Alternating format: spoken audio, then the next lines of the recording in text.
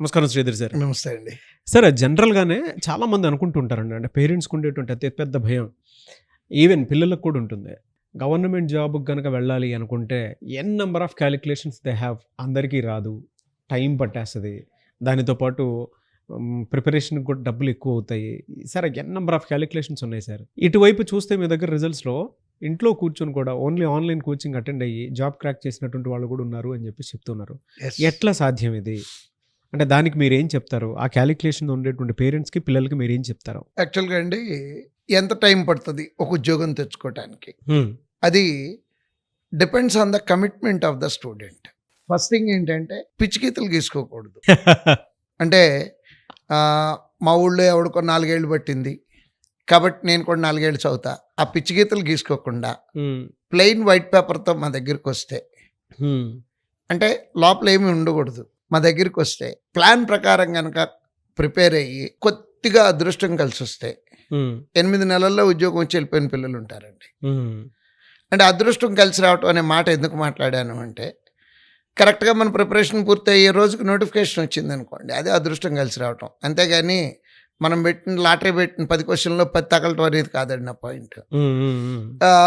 8 నెలల నుంచి 14 నెలల్లోపు ఉద్యోగం తెచ్చుకున్నటువంటి పిల్లలు హ్మ్. మన దగ్గర ఈ 4000 రిజల్ట్స్‌లో హ్మ్. 15% నుంచి 20% వరకు ఉంటారండి. హ్మ్. హ్మ్. కరెక్ట్‌గా చెప్పాలంటే 634 మెంబర్స్ అండి 1 ఇయర్ లోపు ఉద్యోగం తెచ్చుకున్నటువంటి పిల్లలు. హ్మ్. 1 ఇయర్ నుంచి 2 ఇయర్స్ లోపు తెచ్చుకున్నటువంటి పిల్లలు 40% ఉంటారండి. బా! అంటే ఎట్లా అంటేనండి, ఆ డ్యూరేషన్‌ని తగ్గించుకోవటం ఎట్లా అంటే, 1 ఇయర్ అనేది మినిమమ్ పడుతుందండి. అదృష్టం కలిసొస్తే 8 నెలలు అవుతది. హ్మ్. ఒక సీజన్‌లో గనక మనకు ఉద్యోగం రాలేదనుకోండి, హ్మ్. ఏమేమి తప్పులు చేశాము పోయిన సీజన్‌లో అనేది కన్విన్స్ అవ్వాలి ఫస్ట్. హ్మ్. పిల్లలు కన్విన్స్ అవ్వరు. అంటే నేను బానే రాశాను, అయినా రాలేదంటాడు తప్పించి, బా హ్మ్. రాస్తే ఎందుకు రాదు? బా రాసినోడికి వచ్చేసింది కదా ఆల్రెడీ. అవును. అంటే ఆ మైండ్ సెట్, అంటే ఎక్కడెక్కడ తప్పులు చేశామనేది తెలుసుకొని, హ్మ్. ఇంకోటి కూడా ఏంటంటేనండి, అవకాశం ఉన్నన్ని ఎగ్జాములు రాయాలి. అంటే మాక్ టెస్ట్‌లు కాదు. ఒరిజినల్ టెస్ట్‌లు కూడా పడ్డ ప్రతి నోటిఫికేషను మీ టార్గెట్ పీఓ అవ్వచ్చు. కానీ క్లర్క్ ఎగ్జామ్‌లు కూడా రాయాలి. హ్మ్. అంటే నేను మరి క్లర్క్ చేరను కదండీ! నేను ఎందుకు రాయాలంటారు? To boost your confidence. Hmm. To gain confidence. ఇంట్లో కూడా మీ మీద మీకు నమ్మకం పెరగటానికి, సొసైటీలో మీ మీద మీకు నమ్మకం పెరగటానికి, అసలు అదంతా కాదు, మన మీద మనకి సెల్ఫ్ కాన్ఫిడెన్స్ రావటానికి ఉపయోగపడుతుందండి. ఫైనల్ ఎగ్జామ్స్ ఎక్కువ రాయాలి. కానీ ఒక్కటి, 1 ఇయర్ లోపు ఉద్యోగం తెచ్చుకోవటం అనేది అసంభవం అయితే కాదు. ఇది పాసిబుల్. 15% నుంచి 20% ఎవ్రీ ఇయర్ వస్తున్నాయి మనకు వచ్చినటువంటి హ్మ్. రిజల్ట్‌లో. 1 ఇయర్ లోపు మటుకు 40%. ఇంకా అక్కడి నుంచి అంటారా, అది కొంచెం, అంటే బాగా ఎక్కువ టైం పట్టింది అనుకుంటే 80% రిజల్ట్ వరకు 4 ఇయర్స్ లోపు ఉంటుందండి బా! మనది. అంటే ఆ టైం ఎక్కువ పట్టం, తక్కువ పట్టం అనేది పిల్లవాడి యొక్క ప్రిపరేషన్ అండి. అంటే చెప్పింది చెప్పినట్టు. ఇప్పుడు చిన్న మాట, నేను రెగ్యులర్‌గా క్లాస్‌లో చెప్పే మాట. ఈ సంవత్సరం మా టార్గెట్ 5001. యూజువల్‌గా ఎవరన్నా చెప్తే 4000, 5000 అంటాడు. ఆ 1 ఏంటి? ఆ 1 మీరు. ఏయ్!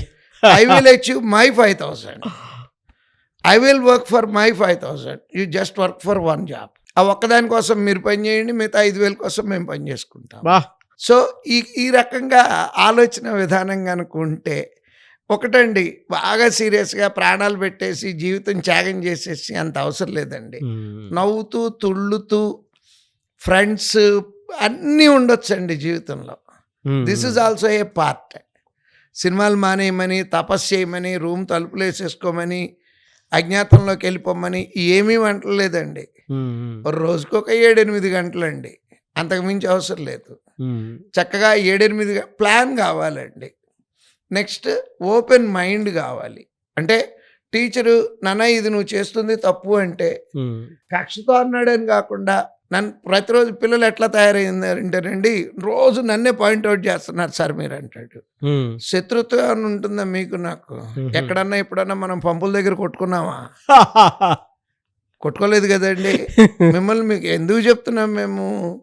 మీరు చేసేది తప్పు కాబట్టి చెప్తున్నాము. ఆ తప్పుని యాక్సెప్ట్ చేయాలి. యెస్, టీచర్ ఇది తప్పు అన్నాడు అంటే yes, I might have done a mistake.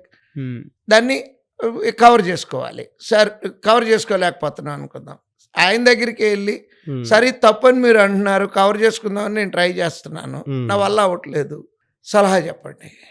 డెఫినెట్గా వెనకాల చిన్నపిల్లలకి తండ్రి చేయి పట్టుకొని ఏలు పట్టుకొని నడిపించినట్టు ఉద్యోగం వచ్చేదాకా నడిపిస్తామండి, తీసుకెళ్ళి బ్యాంక్లో వదిలేసి మళ్ళీ మా దారిని మేము వెనక్కి వచ్చేస్తాము. ఒక్కటే point, just believe us, will show you the way. అది ఖర్చు అంటారా, మేమేమి సంవత్సరానికైతే ఇంత ఫీజు అని, 2 ఏళ్ళకైతే ఇంత ఫీజు అని తీసుకోవట్లేదు. Only one time till you get the job sir, మీకు ఉద్యోగం వచ్చే వరకు ₹1 కూడా కట్టాల్సిన అవసరం లేదు. లివింగ్ ఎక్స్పెన్సెస్ అది తప్పదు, బేర్ చేయాల్సిందే. ఆ పరిస్థితులు ఎట్లా ఉన్నాయి, నాన్న 1 సంవత్సరం వరకే భరించగలడు, ఇంకొంచెం ఎక్కువ సీరియస్గా తీసుకొని సంవత్సరంలో ఉద్యోగం తెచ్చుకునేటట్టు ప్లాన్ చేసుకోవాలి. అవ్వలేదు, నాన్న కన్విన్స్ చేసుకొని, నాన్న గ్యారంటీగా ఇంకో సంవత్సరంలో తెచ్చుకుంటానని కన్విన్స్ చేసుకొని ఇంకో సంవత్సరం. అంటే ఇప్పుడు పిల్లలకు వచ్చిన ప్రాబ్లం ఏంటంటేనండి, క్యాంపస్ ప్లేస్మెంట్లు చూసారనుకోండి ప్రైవేట్ సెక్టారీ, మార్నింగ్ స్టార్ట్ అయితే ఈవినింగ్ కల్లా ఆఫర్ లెటర్ వచ్చేస్తుంది. అంటే ఇన్స్టెంట్ నూడిల్స్ లాగా 2 మినిట్ నూడిల్స్ లాగా అయిపోతుంది అది.